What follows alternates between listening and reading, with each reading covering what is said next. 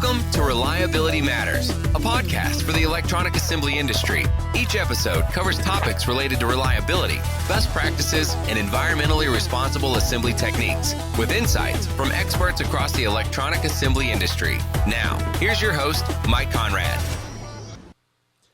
Welcome back to yet another episode of the Reliability Matters podcast. We are very slowly climbing toward episode 100. I think this is a special episode, but this will be 80 something. So we're slowly getting there. I was celebrating when we hit 10 episodes. So here we are, almost at 100. This is a special episode, which means it's going to air in between normal episodes. And the reason is it's got a time element to it. We're going to talk about something that we haven't done in a couple of years, and that is attending APEX, IPC's APEX Expo. It's back and it's live. It's going to be January 22nd through 27th in San Diego, California. So in order to talk about APEX and the educational opportunities that will be at the show, the technical conference and the professional development courses and all the educational opportunities, I've assembled a panel of people who should know. So I'd like to welcome IPC's Chief Technologist, Matt Kelly, and the co-chair of the IPC Technical Committee, Stan Rak, and his fellow co-chair of the IPC Technical Committee, Bev Christian. Thanks, gentlemen, for being on this show. Want to talk about APEX? Sure. All right. Pleasure. I'm really looking forward to the return of the live show. 1 year off just seems like 10 years, like dog years almost. And while I did enjoy the virtual technical content from last year's event, it's just not the same. The technical content obviously is the same. You're still getting the same quality of information. But the lack of networking, the lack of camaraderie, the lack of real-time engagement, the lack of holding your hand up and interrupting the speaker and asking for clarification, all the things we do at technical conferences, of course, is lacking. So I'm really looking forward to the return of a live event and all the extra benefits that one gets from that.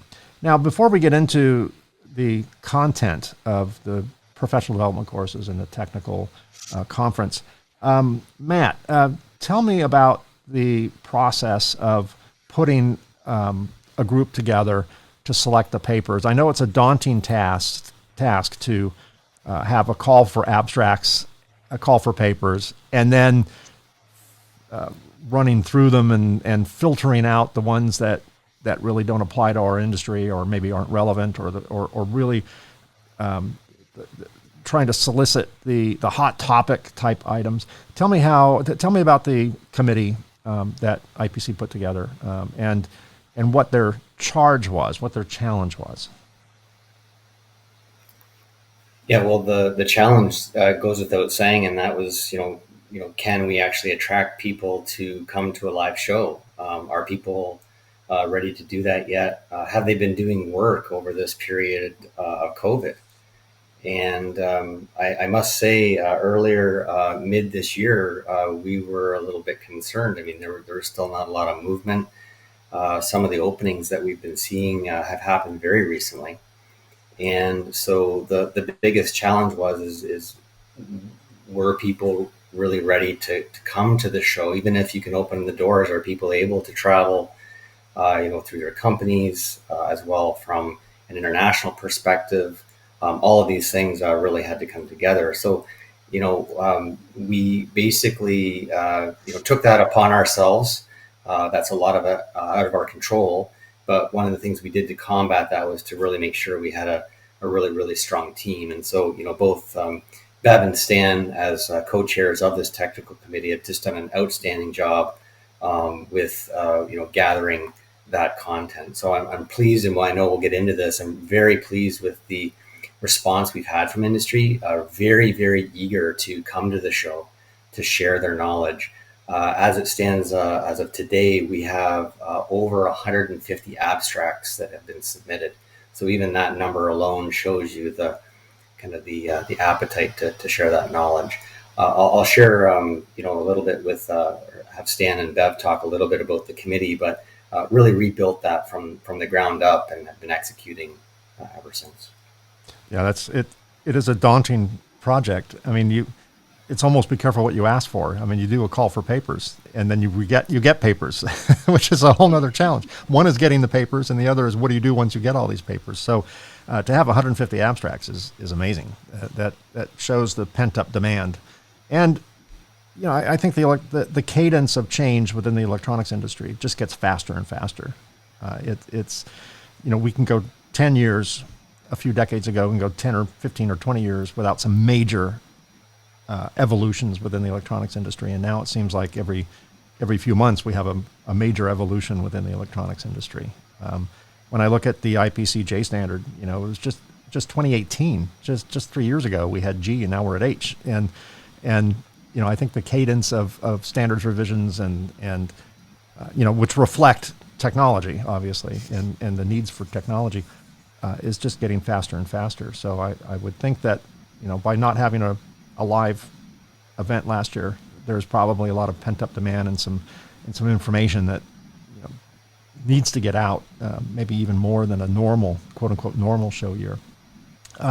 Stan and Bev, what was the process of curating a technical conference like? What were there specific types, before we get into the actual content, but were there specific types of papers you were looking for from particular subject matter experts or particular subjects in general? What was your goal? Well, Matt will speak to this in more detail, but one of the big focuses this year was on the factory of the future. And so there's an entire track devoted to that. And this has been a baby that Matt has looked after extensively. And with regards to the rest of the conference, as we talk about this as we go along, you'll see that many of the old hands are there, and a lot of new people, a lot of companies that you are familiar with, Mike. Yeah, that's good. I'm looking forward to seeing everyone there, actually. We'll get into the Factory of the Future topics in a little bit.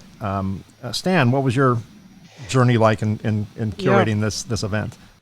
Mike, we were all a little bit unsure of how things would proceed, with the COVID-19 pandemic. And so we set targets. We wanted at least 3 tracks for the conference of 24 papers per track. And we had a stretch goal of 4 tracks, 24 papers per track. And really, thanks to the hard work of the Technical Program Committee, leveraging their networks, as Matt said, we had a very high intake of abstracts, and we even expanded the 4 tracks to as high as 29 papers per track. So we're really pleased with the reception we got, thanks to the TPC and also with people in the industry. We had 6 or 7 categories targeted, and from those categories, we were able to establish 4 very strong tracks. Excellent. And we'll get into those tracks and some of the topics within those tracks in just a little bit. But before we do that, there is we're not going to talk a lot about, there's so many things that go on at a show. There's an exhibition floor, there's special events, there's standards meetings, committee meetings. There's so many things that happen that orbit around this particular event.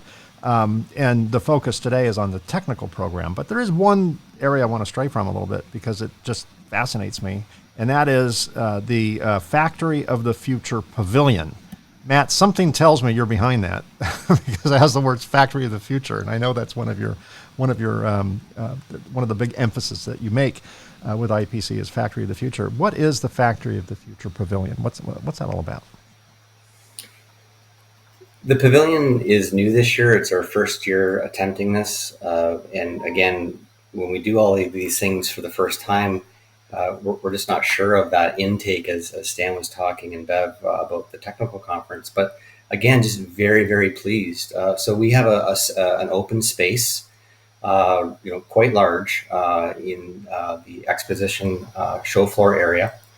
It will house 14 different leading companies in this area. And I can share with you a few of the names here in a moment. But really, the idea is just an open space to mix and mingle, to share what these leading companies are doing in the area of Factory of the Future. And we've also built this to have that person that's there to see the interaction. So, for example, we have things on data analytics. We have things with virtual reality and artificial reality. We have MES software advancements, things like that. So we're really excited to have this open area. We actually already see this expanding for the next show. But we have companies like Arch Systems, Instrumental, Tactile, Bright Machines, Nano Dimensions. These are companies that some of the listeners and viewers might be familiar with, but there's a lot of new companies that are coming to the table. And so that's the main message that we're really seeing with this whole Factory of the Future thrust, is that yes, it's our general membership and companies that have been working in the electronics manufacturing space for years, but there are a lot of newcomers, and we're just really happy to put all that together. Yeah, not to highlight one company over the other, that's not my intent, but I did have one of the founders of Nano Dimension on this show, and what they're doing is amazing work. It is totally Factory of the Future, and they have to work on scale and things like that. But the idea of lights out manufacturing seems to be this pie in the sky idea. They can actually do that. It's quite amazing what they're doing, just being able to print a board. But there of course are many other companies that are on the leading edge of technology as well. So yeah, I'll be anxious to see that. Let's talk a little bit about the professional development courses. One of the things I love about PDCs is that, unlike a traditional paper presentation, which lasts about 25 minutes with about 5 minutes of Q&A, that's the only way to get 29 papers on 4 tracks done in a given period of time, is to have fairly short presentations, which allows a breadth of different subjects to be presented. But when you compare those to professional development courses, you have 3 hours in a professional development course, so one can get pretty deep into a subject. We can go down a rabbit hole, which you really can't do in a typical regular presentation mode. And also in PDCs, my experience as a course instructor myself is that there is a lot more engagement because you have time. You're not looking at the clock to get on and off the stage in 25 minutes. There's engagement with the audience, and there seems to be a lot more comfort in ease of interrupting the instructor and asking questions in real time. It's far more engaging. So I love it for that reason, because you have time to, as I said, to go deep and really come away with a lot of knowledge in a particular subject. There are, as I counted them, and I'm sure this could change by the time the event happens, but as I counted it, there seem to be about 31 professional development courses. Am I in the right ballpark there? You are. That's a lot of courses. A common theme. Yeah, we're full plate on this as well. Again, very strong response. Yeah, absolutely. And considering that each course is about 3 hours long, that is a lot of material that people have a choice to see. It's like walking into one of those mega movie theaters, and every movie's a blockbuster, and you don't know which one you want to see. That's a lot of choices there. Tell me more about how you put the PDCs together, if there's any particular subjects that you were looking for. Is there anything different happening this year than other years? They're all exciting in their own right if you're into that subject matter, but anything that struck you as novel or new this year over years past, perhaps? Yeah, you're going to continue to see our push and thrust with Factory of the Future. We have our very first F2, as we call it, course being offered by Dr. Tim Burke of Arch Systems, and it has to do with data analytics in a manufacturing environment. Again, putting the promise of these technologies to use and to implementation. So we are really starting to bring these new concepts not just to the technical conference, but also into the PD courses. Having said that, we have something really for everyone. We realize that people attend a conference for various reasons. If you're a subject matter expert in the area, have been practicing, you may go to the technical conference for that brand new nugget or piece of information that may not have been shared yet. But remember too, there's a lot of people in the industry that are new, that may be changing jobs, and that's really where we see the professional development attendees come in. So there's something for everyone. It spans not just the new concepts, but our tried, tested, and true engineering technical programs. So things like assembly processes. You'll find a lot on circuit design and component technologies. It's been weighted a little bit that way for the PD courses. So if you're looking for that deep dive in circuit design, you'll find it at our PD courses. We have also a very strong uptake on our PCB fabrication materials, and then quality and reliability tests and inspections. So just, again, a very long list here. Come check it out, because there's something for everyone. Yeah, excellent. There is, we've talked about this on the show many times, and Matt, you and I may have talked about it last time you were on the show, and that is the kind of the graying out of our industry, the silver tsunami, so to speak. How a lot of the people who've been in this industry for a lot of years are retiring, well-deserved retirement, and for a while there seemed to be this lag in young blood coming in, entering this industry. I see a change in that now. When I go to either virtual events or the few live events that have occurred lately, I am seeing more younger professionals entering this industry, it has to happen, obviously, for our industry to survive. But I'm reminded that when people graduate a university, they don't graduate university knowing IPC standards. They don't graduate university knowing the right amount of pressure to put on a squeegee. They know how electrons work. They can read probably the color code on a resistor, but they don't really understand all of the processes and all of the equipment and who the players are and who they aren't and who does what. That's something you can only get through being in the field and being in the industry. That's something that we teach, that we all have a responsibility to teach once they get the basics of electronic engineering down. So I think that's where, technical conferences really, really pay off, because where else are you going to learn this? You don't necessarily learn all this stuff on your factory floor. And a lot of the wise sages, the subject matter experts within certain companies, are retiring and not being replaced with SMEs necessarily. So one person might be the SME for one subject for the entire company globally. And when they retire, there's not necessarily a direct replacement. So I think the need for professional development courses and technical programs and conferences and symposiums and things like that is stronger now than ever, because we have to educate the people that are coming in and coming up through the ranks, and that's what IPC does best, I think. Let's talk about the technical conference now. The 4 tracks, 29 papers per track. That's a lot of technical conference. What are the actual tracks? What are the 4 tracks? What do they consist of? So Bev mentioned, Mike, that we have one track that's dedicated to Factory of the Future.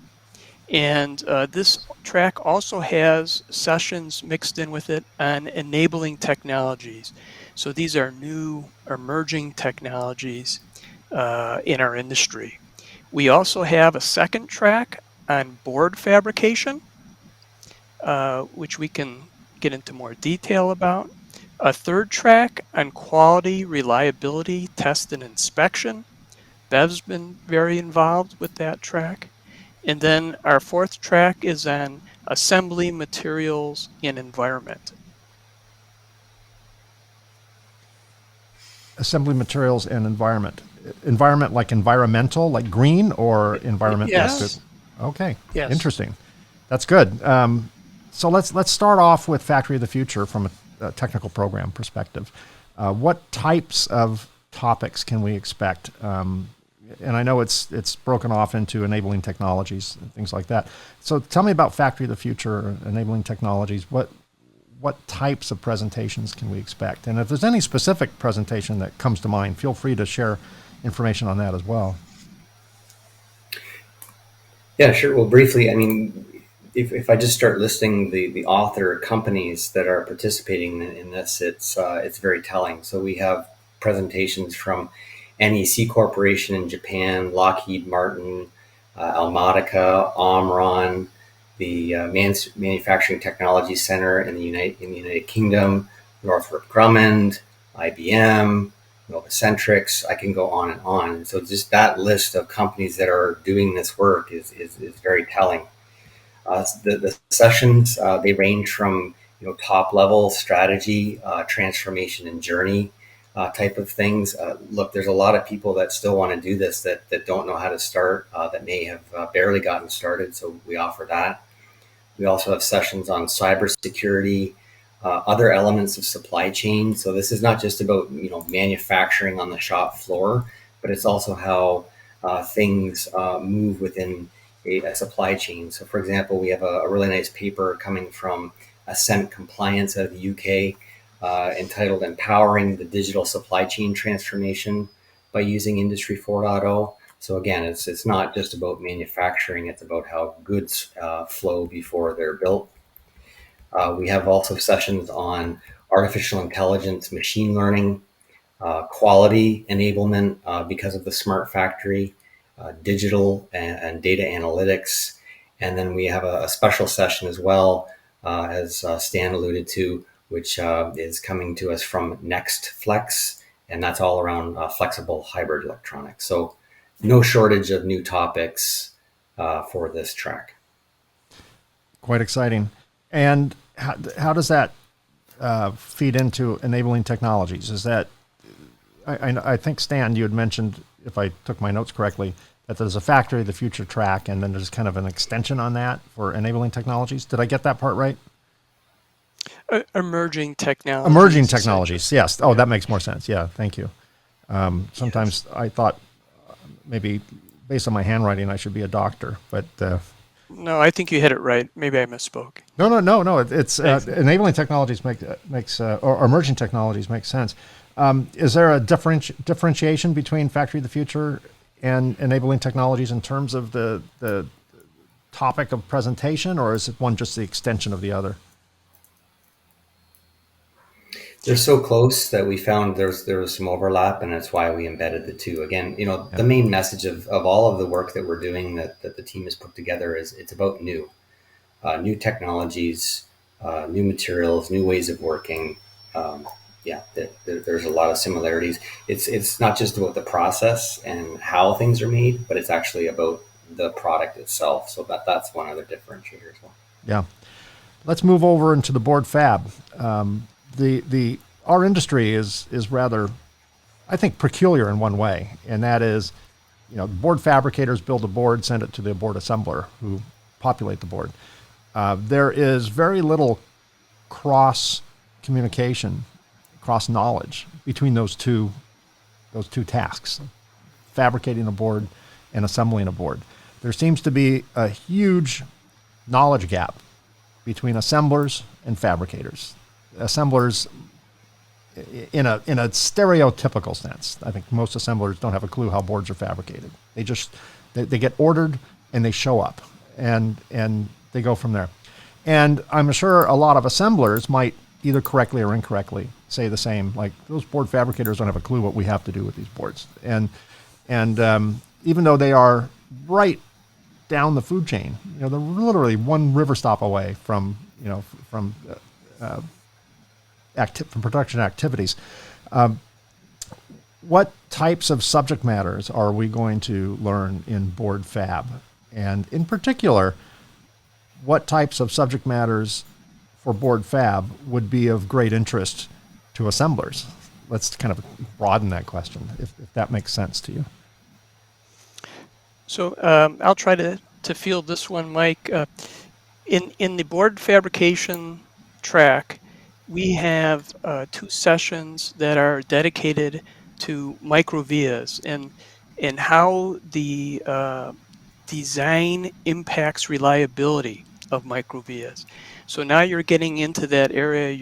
You're speaking about how the designer and assembler need to be working together to ensure a high level of quality and reliability. So we have two sessions dedicated to this topic, and we're expecting an in-depth discussion from a international list of contributors. We also have sessions on dielectric materials, what materials to choose to limit signal loss. And again, this plays a role in high speed, high frequency type applications, RF, 5G, applications like ADAS.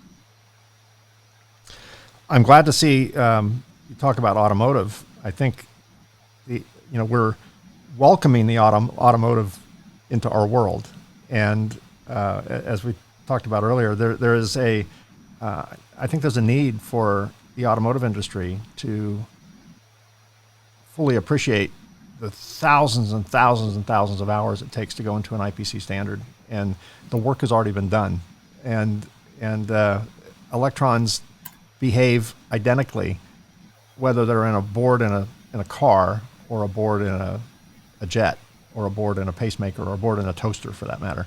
They work identically. They follow the same rules. They fail under the same conditions that any board would fail in. And it's nice to see the auto industry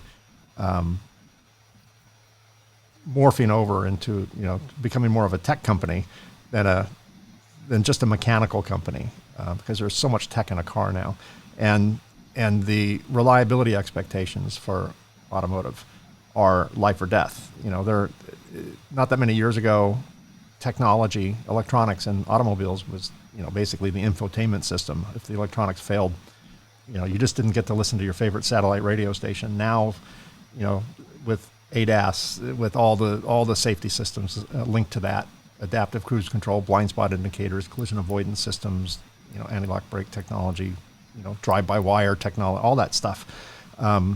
We have extremely high reliability expectations on automobiles, and with electric cars, with the duty cycle for a circuit assembly being 7 or 8 years, never off, on with this huge duty cycle, reliability reliability expectations have never been higher. So it's good to work with the automotive industry. I look forward to any automotive presentation that goes on there, or anything that addresses the reliability of circuit assemblies in that environment. What other are there any other board fab presentations that kind of come to mind? That I know the emphasis is on new. So are we building boards in a new way at all, or is that still a very stable process? I think there are a couple other special mentions, Mike. One is that we have 2 sessions on semi-additive processes, or modified semi-additive processes, including one session that's going to address something called Ultra HDI, where now we're talking about 1 mil line and space designs, so a very high level of density. And we have a session, in addition, we have a session dedicated to additive manufacturing electronics. You mentioned briefly previously one company that's in this area. They will be presenting at our conference. I'm speaking of Nano Dimension, along with some other companies in the industry. And we're really excited about these new technologies. And I know it's at an early stage for them, but certainly this is something that we'll be talking about more in the future. Yeah, that's all very exciting technology. Let's move on to the third track, which is quality, reliability, test, and inspection. That is, to me, a very important track because of reasons we just talked about. I think this industry has a higher level of quality expectations than ever before. When I was a kid, I remember a solid state became a thing, and things became electronified. The thought process back then was, there are no moving parts, therefore it'll last forever. And people don't realize there are moving parts on a circuit board. They're called electrons, right? They do move. But the thought back then, when I was much younger, was that if it's electronic, it will never fail. It will last forever. And clearly, maybe back in the days when components were 6 inches apart and all through hole and all of that, maybe that was closer to being true than it is today. But today, with increased reliability expectations, with miniaturization, with IoT, pushing boards out into harsh environments, with electrification of cars, we're really pushing reliability expectations to the very edge of the envelope. So many things can cause something not to work well, from basic design to in-use and climactic environment. So I think that the focus on quality and reliability, which happens through good test and inspection, is a really hot topic today, perhaps more so than ever before, with our reliance on electronics being as high as it ever has been. So let's get into that track a little bit. What types of presentations can we expect from that track, and what kind of excites you about what's happening in that track?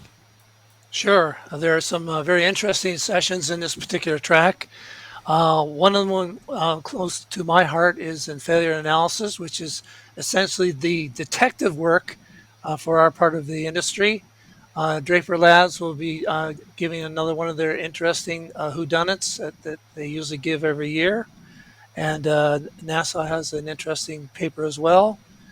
There's a couple of sessions on test methods where we're looking at things like SIR, electrochemical migration, CAF, and something called dielectric spectroscopy, which I only know a little bit about, and hoping to learn quite a bit more from the paper in this conference. As usual, there is a session that would be very interesting to you, Mike, on contamination, of course, which is your line of business, and looking at things like the Rose test, materials debris on the boards, SIR. In terms of tin whiskers, generally speaking, there's a lot of interest in that, and I'm sure people that are in that area will be interested in the 3 or 4 papers we have in that.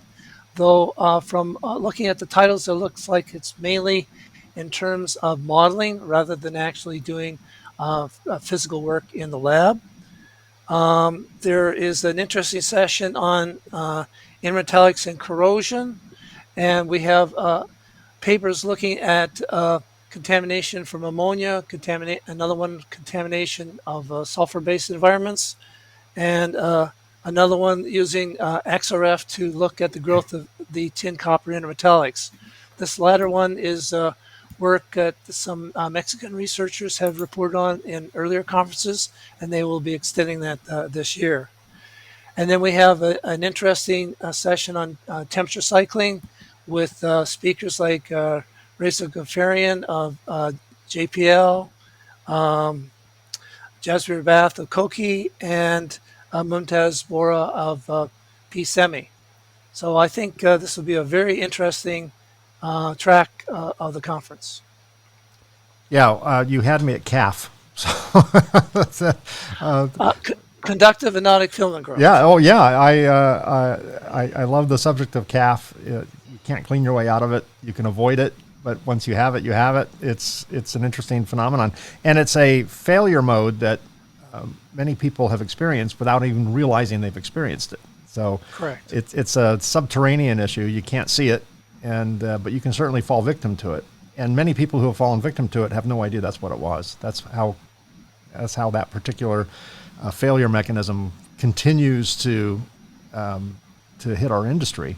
It's because it's stealthy and it leaves damage, but no one knows what the cause was, and it kind of and the proof of the damage kind of blows itself up. It self-destructs. So it's a very interesting maniacal kind of failure mechanism. So you had me at that.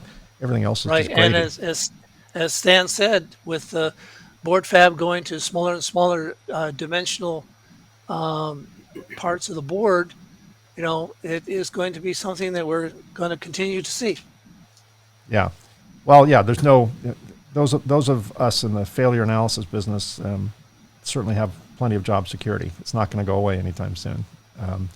And we're teaching it, to my point earlier, that we're getting so many new people in this industry. We're kind of starting over again with the education process because the failure mechanisms common in our industry are not necessarily the ones taught in school, right? They're very industry specific, and so the need to constantly train and educate, in this circular motion is always there. And now, as I said earlier, particularly because we're building boards at the edge of the envelope now, miniaturization, all the things that we talked about, we're much closer to failure mechanisms than we were before. The tolerances are pretty much gone. The fourth track was, if I got this right, was assembly materials. Is that right? Yeah, Yes. that's correct. Okay, let's dig into that a little bit. What's going on with assembly materials, and what kind of It's assembly materials and environment is the full name of the track, and Mike, in this track we have 2 sessions on thermal management.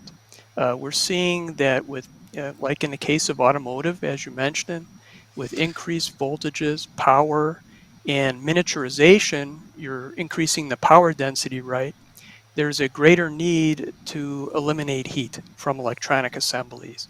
So we have 2 sessions that are going to talk about materials that could be used to help remove heat from applications that need them. We also have assembly-related sessions on low temperature solder materials, which are gaining traction, of course, due to the lower temperature processing conditions. So that's both for SMT as well as rework. And again, to the automotive theme and potentially aerospace and military, we have a session on conformal coatings, and also a session on flux technologies and cleaning. And again, this is for those industries that really need to keep driving the high reliability. Yeah, interesting. Talk about the environment Sure. side of it. I can speak to that. There's only one session, but I think it'll be a very interesting one. There's one paper on sustainability metrics, which of course are going to become more and more of a concern for people that are actually building. There's another one on the circular economy, like what happens, to end of life things. Are we just going to put it into the landfill, or are we going to put this back into the whole process? And then there's another specific paper about fluorinated compounds, which of course have extremely long lifetimes in the environment. And this is something that as a society we have to deal with if we don't want to be drowning in these things. Yeah, fascinating. In our business, we're in the clean business. In our business, it's all about environmental. I always say you don't want to solve one problem by creating another. Correct. And we do tend to kind of play whack-a-mole with the environment. We solve this problem and another problem comes up. We solve that problem that has a knock-on effect and creates another. And the whole circular economy, the whole recycling, the whole green manufacturing, I think is a relevant topic today. I'd like to say that people chase one of 2 greens. They either go with environmentally responsible manufacturing techniques because they're chasing the green in terms of environment, or they're chasing the green in terms of cash, because being environmentally green can save a company a lot of money, particularly with fines and other things. So it doesn't really matter which green one chases, as long as it results in a greener manufacturing process. I think that just pays for itself over and over again. Any other, as we wrap up, any other bits of fruit that we forgot to point out with relevant to the technical conference and PDCs and things like that? Yes, there will be a poster session. Now, some of the speakers that are going to be presenting papers will also have a poster, but there's another group of people that will only be presenting posters. And there will be a period of time where they will be by their posters and be able to interact with interested people. But other times, the posters will be there for you to peruse when you have free time between uh, other things that you have on your plate. The call for posters has gone out, and we're still collecting possibilities for that part of the conference.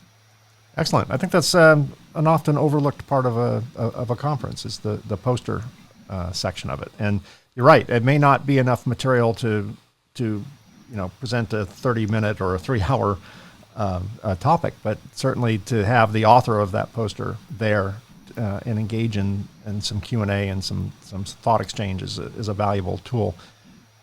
Matt, any other final thoughts on IPC APEX Expo? Yeah, absolutely. I think that my key observation, and again, this is a testament to Bev's work and Stan's work and the entire TPC team, is that we are focused on the quality level of the material that we're offering to the industry. And I think one kind of interesting metric, and it was just something that we saw as the program was developing, was we talked about the high number of abstracts coming in, but when we did final selection, we're somewhere, I think it's around 45% around there. When you look at the degree of the author that is presenting, that's a PhD level presentation. So nearly half the conference is being given by advanced degreed engineers and scientists. And so again, I just really want to stress, it's not just about, we talked about new, earlier in the conversation, but again, with Bev's and Stan's leadership, we are absolutely focused on delivering a high quality event as well. So I think that would be my final word. It's not a bunch of salesmen trying to sell equipment. These are actually people in industry with a lot of experience, a lot of education, talking about the matters that they're expert on. So that well, you know my background, Mike, and I remember the story you gave when I keynoted at that cleaning conference. That's a fun story, but it's I'm an engineer first and foremost, and it needs to be of high quality. For my audience who's wondering what Matt's talking about, very quickly, he was the keynote at the Cleaning and Coding Conference. Okay, keep those words in mind, Cleaning and Coding Conference. And I think almost literally, if not literally, Matt's opening words were, "Hi, I'm Matt, I'm from IBM, and we don't clean anything." Like, why is he the keynote at a cleaning and coding conference? And then it all made sense, obviously. There was a provocative statement, but it all made sense. And, Matt was not going to alter his fundamentals just because he was at a venue where people were talking about cleaning. Matt was going to be Matt, and it was all going to be based on science and data. And it all made sense, even in that cleaning and coding environment. But it took me a while to get back off the floor and sit on my chair, when I heard those opening words. And but to your point, Matt, yeah, we want science, we want data. How it fits is up to the receiver of that information. But I think one thing IPC's done a really good job at is keeping presentations technical, not commercial, and relevant to the attendees' needs, on that particular time, at that particular time. Stan, any closing remarks? Mike, just your words about we need to be conscious of the next generation of engineers in our industry. We also, with our committee, with the technical program committee, we added a student to the committee. I just wanted to mention that, and also some people who are early in their career. And Matt worked with the IPC staff that we were able to open up several awards, best paper and honoraria for someone in academics or early in their career. So, that's an area that we're conscious of and we're trying to advance as well, just like you. Excellent. Bev, any parting words? This year, there's more of an emphasis on actual peer review of the papers, where not only do we do a cursory view, but we do an in-depth view by at least one industry expert of every paper that is going to be presented. As Matt had said, we're trying to up the level of the quality of the conference. I love that. I'm a big believer in editorial integrity. I don't like articles that are out to hype a product. There might be a benefit to a product on a technical article, but I can always read. I always know who writes these things, and a pet peeve of mine is to go to any technical conference and feel like I'm being sold to. I'm a staunch believer in, keep the commercial out. There's a time to sell. There's a time to educate, and they should never be mixed. And I think your team, obviously, over the years, even IPC has done a pretty good job at keeping the commercials out. And I'm sure over the years, one or two have probably crept in there.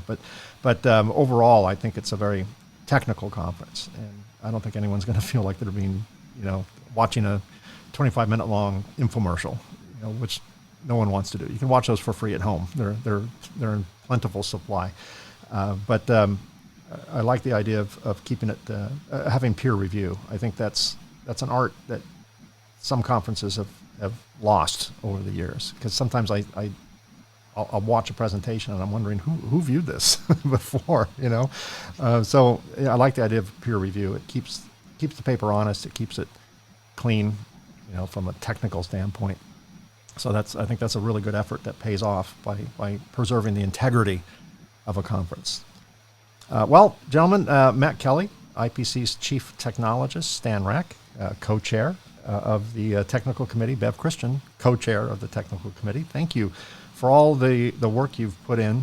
I know it's a lot of work to produce a conference. It's a lot of work to select papers. It's a lot of work to review those papers, and it's a bit of herding cats and all of that. And I'm sure at this very moment you're probably pounding people over the head for their presentations and papers and all that stuff. Trying to get them in on time. But the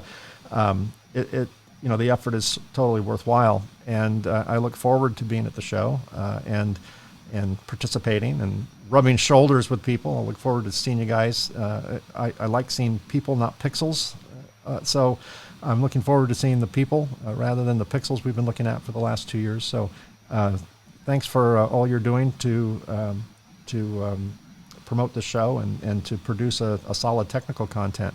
And for you viewers or listeners, if you would like more information on the show, it's technical content and how to register and dates and logistics and all that stuff. If you're watching this on YouTube, just look straight down where it says show more, and we'll have links to the show and all the various information available.